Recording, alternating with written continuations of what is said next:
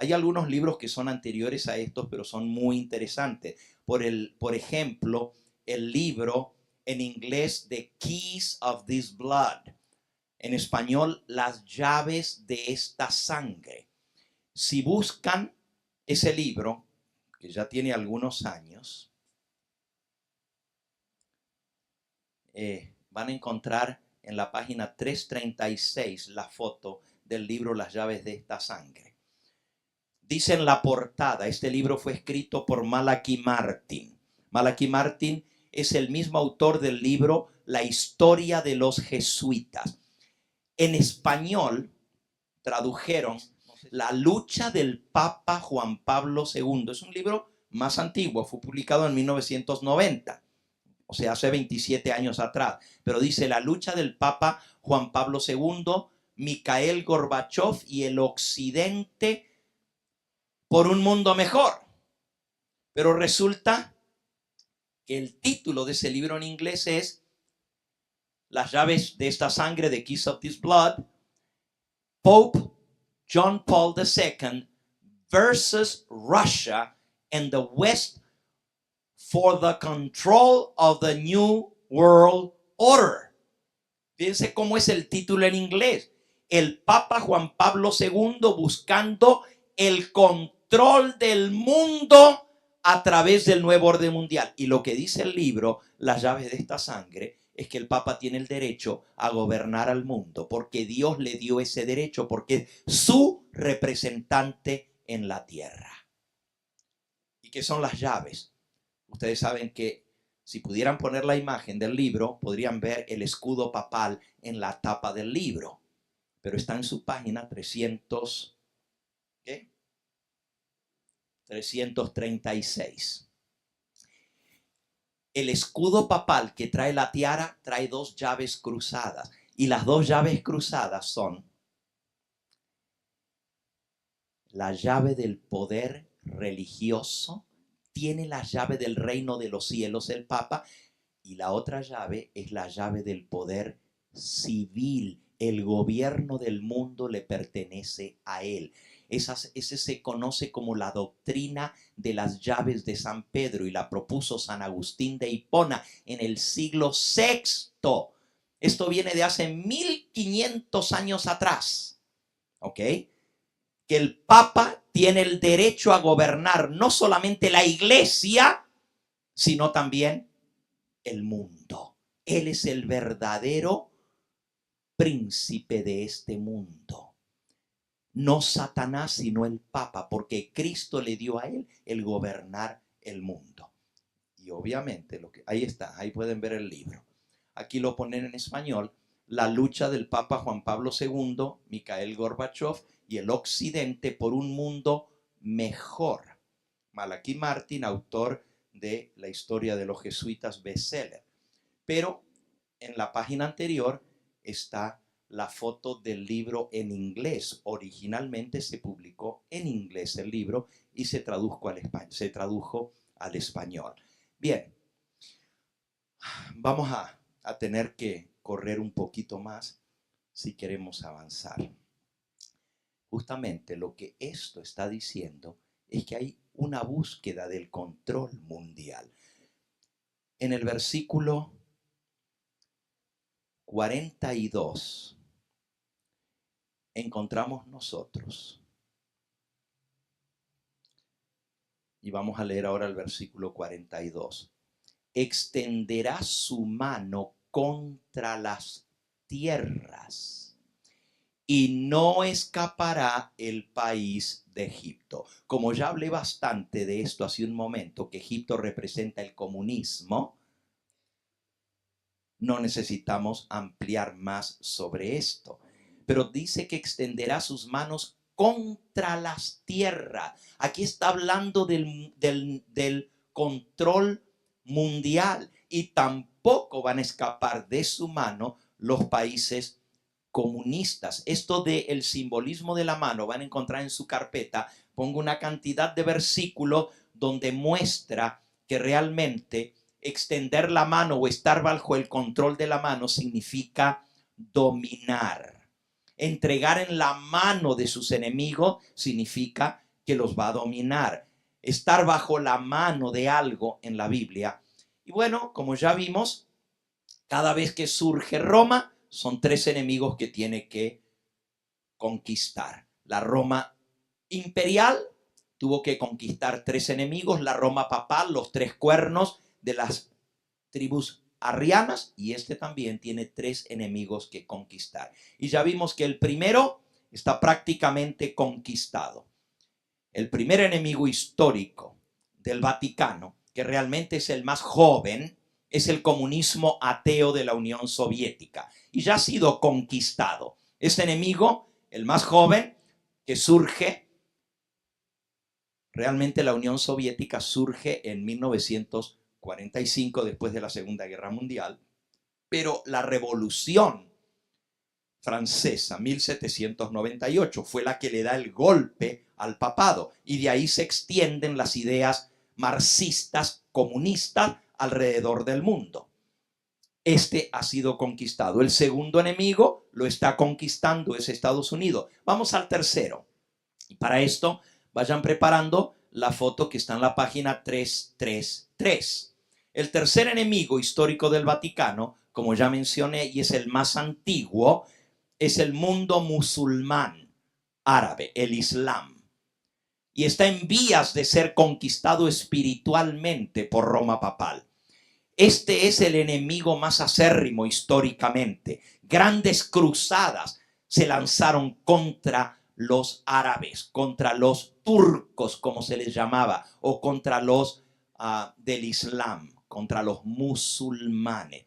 Y este va a ser el tercer poder que va a ser conquistado. El versículo menciona Egipto, que es un país musulmán. La población musulmana de Egipto asciende hoy a un 93% de la población del país es totalmente musulmán. Pero si ustedes se fijan, el próximo versículo, Daniel 11, versículo 42, extenderá sus manos contra las tierras y no escapará el país de Egipto, pero el 43 dice, y se apoderará de los tesoros de oro y plata y de todas las cosas preciosas de Egipto, y los de Libia y de Etiopía le seguirán. También países bajo el control musulmán. Libia, con un 97% de musulmanes, es uno de los países más terribles musulmanes. Ahí se corta la mano al que roba, allí se mata al que se convierte al cristianismo o deja el islamismo. Es terrible lo que es Libia, y es el centro de terrorismo mundial. Libia.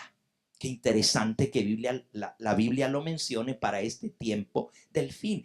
Justamente Estados Unidos y el Vaticano están buscando por sofocar el terrorismo y el terrorismo religioso. Ustedes saben que la semana pasada o la anterior otra vez volvieron a explotar bombas en Inglaterra, y esto se está haciendo ya común por todas partes del mundo. Hay que sofocarlo. Por eso el Papa, cuando vino a Estados Unidos y habló ante las Naciones Unidas, dijo que hay que sofocar al terrorismo religioso. No puede seguir permitiéndose. Primero habla de libertad religiosa y luego dice, pero que hay que aplastar al terrorismo religioso, haciendo una diferencia entre lo que es libertad religiosa, libertad para los que cooperan, pero los que no cooperan no hay libertad, hay que exterminarlo porque no se puede seguir. Y nosotros podemos decir, bueno, pues está bien, si estos atacan a los demás, pues hay que defenderse, siempre siguiendo la política de Roma, lo que más es de su conveniencia. Qué interesante. Pero ahora también menciona a Etiopía. Etiopía tiene como un 37% de población musulmana. Hay muchos cristianos en Etiopía. Sin embargo, el Señor escogió estos dos países porque Libia es uno de los países más pobres de todos los países árabes. Y Etiopía es uno de los países más ricos. En otras palabras, todos van a caer, ricos y pobres, no escaparán de su mano. Etiopía. En los últimos 15 años hemos sido testigos del fenómeno, ese fenómeno que nunca antes se había habido. Las naciones musulmanas están aceptando progresivamente el fin de semana católico, el domingo. Fíjense, comenzó Israel, una nación que guarda el sábado. Pero como Israel es ateo, el Knesset, el Parlamento de Israel, aprobó el fin de semana largo, incluyendo el domingo como día de descanso por ley en Israel. Lo que menos nos íbamos a imaginar, que Israel, un país que tradicionalmente por su religión judía guarda el sábado, ha aceptado el domingo por ley. La ley dominical ya está impuesta en Israel, pero ahora los países árabes están aceptando el domingo y están pasando leyes para hacer del domingo un día de descanso. Todo esto cayendo de esta manera bajo el control espiritual de Roma, cuya marca de autoridad es el domingo, como el día del descanso papal. Por eso dice la Biblia que Egipto no escapará cuando Roma extienda su mano. Así el mundo islam caerá finalmente bajo la autoridad romana. Aquí pueden ver al Papa Juan Pablo II en la próxima foto reuniéndose con los árabes. Comenzó Juan Pablo II pidiendo perdón en nombre de la iglesia por todas las atrocidades que hicieron contra los musulmanes en las cruzadas de la Edad Media. Por cierto, el papado viene pidiendo perdón hace rato, pidiendo perdón por los sacerdotes pedofílicos, pidiendo perdón por la Santa Inquisición, pidiendo perdón por haber perseguido a los luteranos ahora que se cumplen los 500 años, pidiendo perdón por las atrocidades hechas en la Edad Media contra los musulmanes, etcétera, etcétera, etcétera. Y aquí pueden ver al Papa Juan Pablo II besando el Corán. ¿Y saben lo que dijo cuando besó el Corán? Esto es tanto palabra de Dios como la Biblia. El Corán es palabra de Dios como la Biblia. Eso muestra el acercamiento entre el mundo católico, enemigo acérrimo del Islam por siglos, ahora besando el Corán. Después de eso viene Benedicto XVI. Y Benedicto XVI va a una mezquita musulmana a celebrar con ellos el Ramadán. Este es el Papa Benedicto, el anterior al actual. Y Francisco comienza su pontificado como buen jesuita, humilde, lavando los pies en una cárcel, y al primero que le lava los pies es a un musulmán. Y después de eso se reúne con los líderes musulmanes. El acercamiento es completo. Protestantes con católicos, católicos con musulmanes. La palabra de Dios predice que el mundo entero caerá en sus manos. Léanlo en Apocalipsis capítulo 13. Dice en el versículo 7: se le permitió hacer guerra contra los santos y vencerlos, y también se le dio autoridad sobre toda tribu, pueblo, lengua y nación. En la Edad Media solo dominó en toda Europa, pero ahora va a dominar sobre toda tribu, pueblo, lengua y nación, después de que se cura la herida mortal. Así dice en el versículo 3: vi una de sus cabezas como herida de muerte, pero su herida mortal fue sanada, y se maravilló toda la tierra. Se maravilló toda la tierra en pos de la bestia. Una de sus heridas mortales fue sanada, y se maravilló toda la tierra en pos de la bestia, siguiendo a la bestia.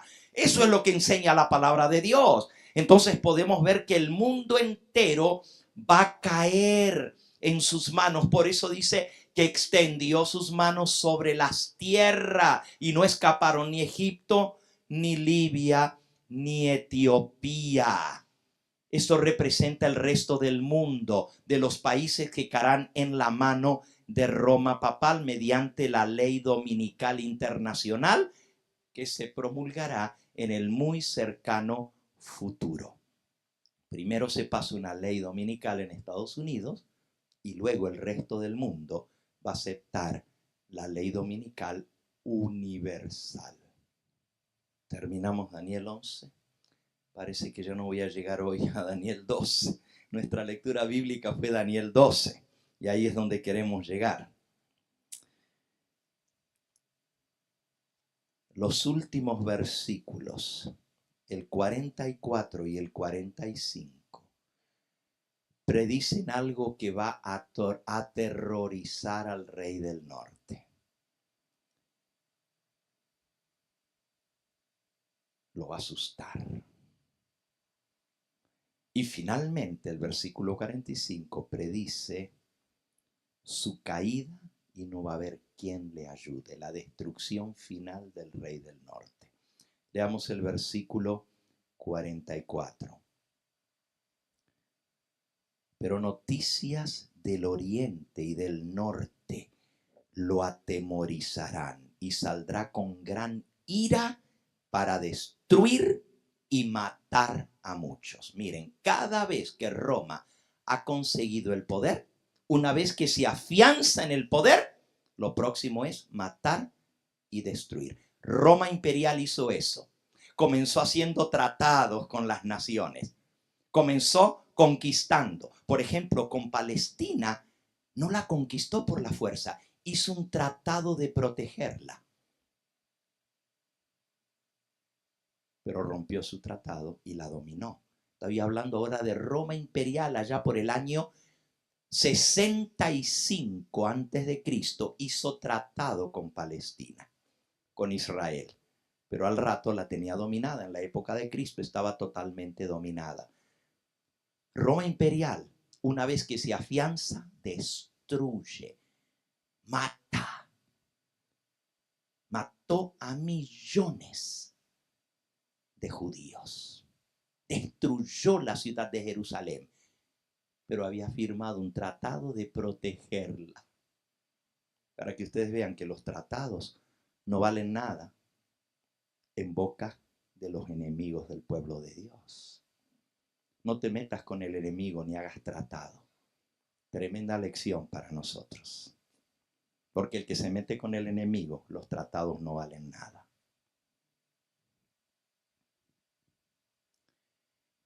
Cuando sube Roma imperial, tan pronto como se afianza en el trono, comienza la persecución de los herejes. 1260 años de persecución. Tan pronto como consiguió nuevamente el poder en ciertas naciones que con la reforma protestante habían sido sacudidas porque perdió la mitad de Europa con el protestantismo, pero donde se afianza, comienza la persecución. En Holanda no pudo perseguir porque era nación protestante. En Bélgica no pudo perseguir porque era nación protestante. En Alemania del Norte no, pero vean lo que hizo en Alemania del Sur. Vean lo que hizo en España, en la Santa Inquisición, donde peor fue la Santa Inquisición. Los países que no se hicieron protestantes no tenían protección, porque las naciones protestantes tenían la protección civil de los gobiernos, pero las naciones que no fueron protestantes, la Inquisición mató y destruyó. La Santa Inquisición. Y no estamos hablando solo de todos los muertos de Roma. La historia confirma que fueron más de 150 millones de personas que mató. Pero solo en la Santa Inquisición contra los protestantes murieron más de 50 millones de seres humanos. Y ahora aquí pasa lo mismo. Una vez que controle el mundo, lo próximo es matar y destruir. Y así dice el versículo 44. Saldrá con grande ira para destruir y matar a muchos. Pero ¿por qué se va a llenar de ira? ¿Y contra quién va a ser la persecución? ¿A quién va a matar y destruir? ¿A quién? Noticias del oriente y del norte lo atemorizarán. Este es el rey del norte. Está hablando del rey del norte, porque desde el versículo 40 dice, pero al fin del tiempo el rey del sur contenderá contra el rey del norte. Y el rey del norte, versículo 40, el rey del norte se levantará contra él. ¿Ok? El rey del sur, el comunismo le da el golpe, pero ahora el rey del norte se levanta contra él y lo vence. Y sigue hablando del rey del norte, y al llegar al 44 dice, pero noticias del oriente y del norte lo atemorizan. ¿Hay otro rey del norte que le va a dar miedo al rey del norte? Fíjense, dice que noticias del norte y del oriente lo atemorizan. Esto es lo que vamos a estudiar en el capítulo 12. El verdadero rey del norte es el que está sentado en el trono a los lados del norte. Hay un rey cuyo trono está al norte. Y vamos a leer de esto para que entendamos lo que es el rey del norte.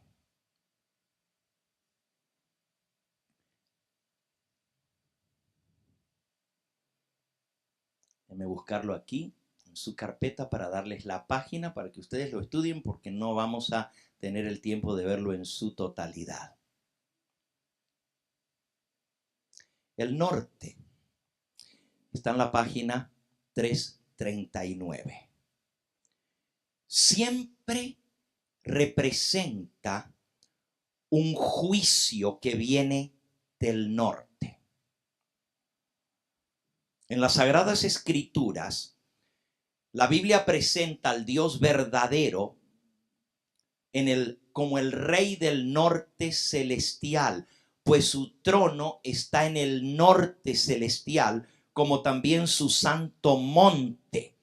Podemos ver en Isaías 14:13, un versículo muy conocido, donde está hablando de Lucifer que quiso apoderarse del trono de Dios.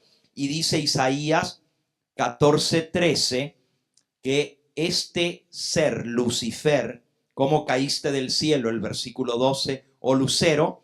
Versículo 13, tú que decías en tu corazón, subiré al cielo, en lo alto, junto a las estrellas de Dios levantaré mi trono, en el monte del testimonio me sentaré a los lados del norte.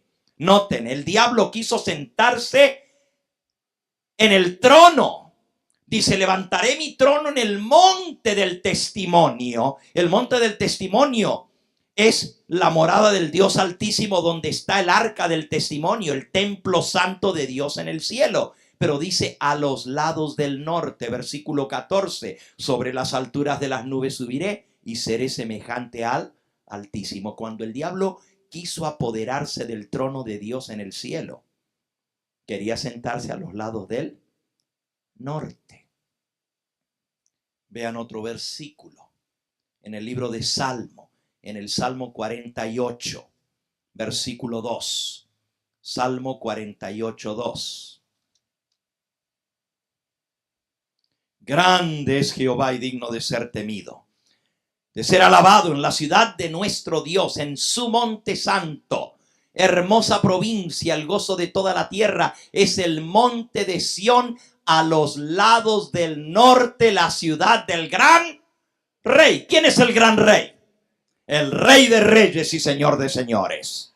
Jesucristo es el Rey de reyes. Pero hay alguien que les usurpó el título, le usurpó el poder, le usurpó el trono. Por eso el que se hace igual a Dios en la Biblia se le llama el rey del norte, pero es el falso rey del norte, porque el verdadero rey del norte es Jesucristo, rey de reyes y señor de señores. Y la ciudad del gran rey está en los lados del norte, el monte de Sión, donde está el trono de Jesucristo por toda la eternidad. Pero el diablo le usurpó el dominio de esta tierra y él vino a buscar y a recuperar lo que se había perdido. Le vino a arrancar el cetro al diablo. Y un día los reinos de este mundo van a llegar a ser los reinos de nuestro Señor. El diablo lo quiso entrampar, lo llevó a un monte alto y le montó todos los reinos del mundo y le dijo: todos estos reinos y su gloria a ti te los daré, si tú postrado me adorares. Y Jesús le respondió: vete, Satanás, porque escrito está: al Señor tu Dios adorará y solo a Él le servirá. Entonces el único que merece la adoración, el que se sienta en el trono a los lados del norte, el verdadero rey del norte, es Cristo Jesús. Pero el otro le usurpó su lugar y a Cristo le quiso ofrecer: yo te lo doy, nomás tú reconóceme a mí como el que tengo el poder. Y así el diablo le da el poder al rey del norte. En la Biblia el rey del norte es el falso rey del norte. Pero ahora el falso rey del norte se encuentra con el verdadero rey del norte. Y ahí sí se pone brava la cosa. Porque dice el versículo 44: noticias del oriente y del norte lo atemorizarán. Ahora, ¿qué es esto del oriente? El rey del norte representa el gobierno, el trono.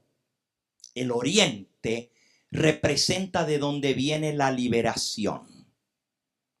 Repito, el rey del norte es símbolo del gobierno del trono eterno de Dios. El oriente es de donde viene la liberación. El oriente es el este. Y Cristo va a venir desde el este por la constelación de Orión. La liberación vino del oriente. Los persas que tomaron a Babilonia estaban al este, al oriente. Ciro es el que venía del oriente y le da la orden al pueblo de Israel de ser libertados y volver a su tierra. Y siempre en la Biblia del oriente viene la liberación. Entonces, cuando leemos que hay noticias del oriente, es que el pueblo que va a estar siendo destruido, perseguido para matar, va a tener ayuda porque escucha que del oriente y del norte viene ayuda para el pueblo de Dios. Y esto lo atemoriza, lo asusta y se apura con grande ira para destruir y matar antes que lleguen los reyes del oriente. Ahora vamos a Apocalipsis capítulo 16. Y esto es en las últimas plagas. Esto es al final de la historia de este mundo. Apocalipsis 16, bajo la sexta plaga, versículo 12. El sexto ángel derramó su copa sobre el gran río Éufrates, y el agua de este se secó para que estuviese preparado el camino para los reyes del oriente. Y vi salir de la boca del dragón y de la boca de la bestia y de la boca del falso profeta 3 espíritus inmundos a manera de rana. Ahora vean, aquí está describiendo las divisiones de los enemigos del pueblo de Dios, de Babilonia. 3 partes. Babilonia, cuando se impone. Roma destruye a 3. Pero también Roma está representada por la unión, la triple alianza. Se le llama esto, la triple alianza. El dragón, la boca del dragón, la boca de la bestia y la boca del falso profeta. Son los tres enemigos. Pero dice que todos estos, lo que está detrás de ellos es el espiritismo, porque son espíritus inmundos a manera de rana. Versículo 14, que van a los reyes de la tierra, son espíritus de demonios, que van, que hacen señales y van a los reyes de la tierra en todo el mundo para reunirlos a la batalla de aquel gran día del Dios Todopoderoso. Esta es la batalla final, amigos. Y hacia eso va la profecía. Pero lo que lo aterroriza, lo llena de temor al falso rey del norte, son noticias del norte y del oriente. Y se va a secar el agua del río Éufrates para preparar el camino a los reyes que vienen del oriente. Esta es la historia de Daniel, capítulo 12. Ahora, hay un detallito más que les quiero mostrar. Lo salteamos en el versículo 41. Entrará en la tierra gloriosa y muchas provincias caerán, mas éstas escaparán de su mano. Edom y Moab y la mayoría de los hijos de Amón. Esto lo salteé, pero ahora se los voy a explicar. Cuando el rey del norte extiende su mano sobre Estados Unidos, la tierra gloriosa, y muchas provincias representando el resto del mundo caerán en sus manos, pero van a escapar de su mano. Para poder escapar de su mano es que primero las tenía y se le van a escapar. ¿Quiénes son los que se le van a escapar de la mano? Fíjense, así como Babilonia está representada por el dragón, la bestia y el falso profeta. La bestia es el papado. El falso profeta es el protestantismo apóstata. Y el dragón representa el resto de las religiones del mundo, el paganismo en general. De la mano del papado, del rey del norte, se van a escapar tres: Moab, Amón y Edom. ¿Quiénes eran Moab, Edom y Adón? Históricamente son todos pueblos vecinos de Israel, los que los rodeaban, y eran todos parientes sanguíneos de ellos. Fueron una vez parte del pueblo de Dios. ¿Quién era Edom? Los descendientes de Esaú, hermano de Jacob. Esaú era nieto de Abraham, porque Abraham tuvo un hijo de la promesa, y ese hijo de la promesa fue Isaac. Tuvo otro hijo que fue Ismael, y de ahí vienen los árabes. Por eso los árabes adoran a un solo Dios, porque descienden de Abraham también. El Islam, los maometanos, los musulmanes adoran a un solo Dios porque descienden de Abraham también. Y aceptan a Abraham como su padre porque son descendientes de Ismael, hijo de Abraham. Todos los países árabes. Pero emparentados más de cerca con los judíos, con los israelitas, están los edomitas. Los edomitas son los descendientes de Esaú, que vivían al otro lado del mar Muerto, en Edom, lo que ahora se conoce como el reino de Transjordania, o ¿cómo le llaman hoy en día? Antes se llamaba Transjordania, ahora se llama, ¿dónde está Petra? Jordania. Antes era Transjordania, ahora es Jordania. Esos son los descendientes de Edom. Eran parte del pueblo de Dios. Esaú y Jacob, no más que él vendió su primogenitura, pero conocían al Dios verdadero. Moab y Amón son descendientes del sobrino de Abraham, Lot. son las dos naciones que nacieron del incesto entre Lot y sus dos hijas. Moab y Amón son los dos hijos de las dos hijas de Lot, sobrino de Abraham, directamente emparentado con el pueblo judío. O sea, eran parte del pueblo de Dios.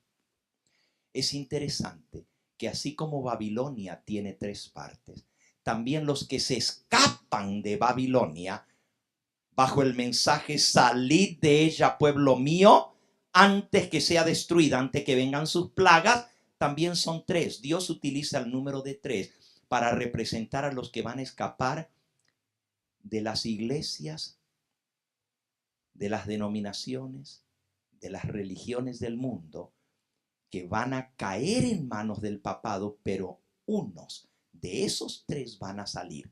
Del catolicismo, Dios tiene sus hijos fieles y van a salir en el fuerte pregón. Entonces, las noticias de Oriente y del Norte son el mensaje que el pueblo remanente va a dar. Salid de Babilonia, pueblo mío, porque viene su destrucción. Apocalipsis 18. El fuerte pregón del cuarto ángel. Es el mensaje final que va a hacer temblar al papado. Porque otra vez, fíjense, en la reforma, lo que hizo temblar al papado fue que los protestantes usaban la Biblia y con la Biblia demostraban que el papado era el cuerno pequeño, era la bestia, era el anticristo. Y la gente lo veía en la Biblia, como ustedes lo han visto en esta semana que hemos estudiado. Y ustedes se han convencido que esto no es de Dios, el papado, sino que es una falsedad. Y cuando uno ve eso y la luz abre los ojos, pues la gente dice no puedo seguir allí. Así pasó en la Edad Media, así pasó en la Reforma. Millones de personas se convencieron del engaño donde habían estado y salieron de Roma. Por la verdad, por la palabra de Dios, por la profecía. Porque la profecía revelaba quién era ese poder. Por años los protestantes supieron identificar correctamente a la bestia, al anticristo y al cuerno pequeño de Daniel y señalaban que era el papado. Pero yo les conté la semana pasada cómo en el Concilio de Trento se encomendó a los jesuitas que buscaran una explicación para las profecías y dos sacerdotes jesuitas españoles, uno de apellido Alcázar y otro de apellido Rivera, trajeron al Concilio de Trento dos maneras de explicar la profecía para que no fuera Roma el que persigue a los santos, que no fuera Roma el que cambió la ley de Dios y el que echó por tierra la verdad. Y esas dos maneras de quitarse el golpe de encima fueron el preterismo y el futurismo. Los que han seguido esta serie se acuerdan de lo que hablamos. Y ahí en su carpeta está cómo esto se introduce. Primero por el catolicismo romano. El preterismo dice, ay, no se crean, la bestia era Roma, pero Roma imperial. Eran los emperadores romanos que perseguían, los que se hicieron iguales a Dios porque se hacían adorar como Dios. Todo eso ya pasó, está en la historia, eso no tiene nada que ver con la Iglesia Católica. Eso era Roma imperial, eso es preterismo. Ay, el cuerno pequeño de Daniel 8. Ah, ese es Antíoco Epífane. Ese es un rey de los griegos que profanó el santuario y que sacrificó un puerco en el altar y puso una imagen del dios Zeus en Jerusalén. Todo eso ya pasó, está en la historia. No se preocupen. Todo eso que dicen los protestantes de que el papado es el cuerno pequeño es mentira. Es el cuerno pequeño. Y hasta lograron meter el libro de los Macabeos en la Biblia, en el Concilio de Trento, para poder apoyar de que Antíoco era ese rey que se lo presenta en Daniel 11 y en Daniel 8, en Daniel 11 como el rey del norte, no el papado, sino Antíoco, y en Daniel 8 el cuerno pequeño que profana el santuario. ¿Se acuerdan que hasta les expliqué que la palabra continuo sacrificio, la palabra sacrificio no está en el original? fue introducida para demostrar que fue Antíoco Epifanes el que quitó el sacrificio del santuario en Jerusalén 165 años antes de que Cristo naciera.